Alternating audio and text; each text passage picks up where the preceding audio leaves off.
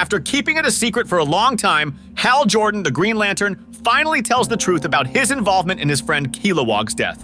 For a while now, Hal Jordan has been stuck on Earth.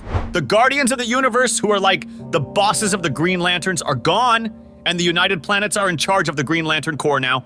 But something happened that made Hal leave the Corps and come back to Earth, which is under strict quarantine.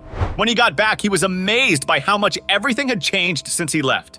He only had a job at Ferris Air in his life with Kilowog, who started living with Hal in his trailer. In Green Lantern number 6, Hal is dealing with his enemy turned Red Lantern, Sinestro, who is even more angry and crazy than before because of his new powers. Luckily, Hal uses his power ring to make a big robot thing to fight Sinestro. After saving the world, Hal goes back home to his trailer and talks to Kilowog, but then their old friend Razor shows up.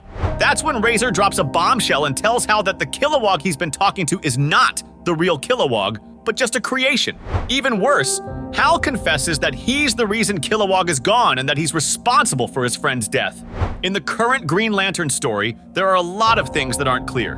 Nobody knows where the Guardians went or how the United Planets took over the Corps.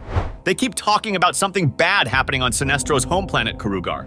Now, we find out that Kilowog is no longer alive, and Hal feels really guilty about it. This might explain why Hal is stuck on Earth. People used to think he chose to be here, but now that we know Kilowog is gone, maybe he got kicked out of the Corps because of what happened with Kilowog. No matter how Kilowog died, it's really important to understand how much it's going to change the Green Lantern Corps. Kilowog was in charge of teaching new recruits, and he helped make some of the best fighters who ever wore a power ring. But somehow, Hal Jordan was involved in Kilowog's death.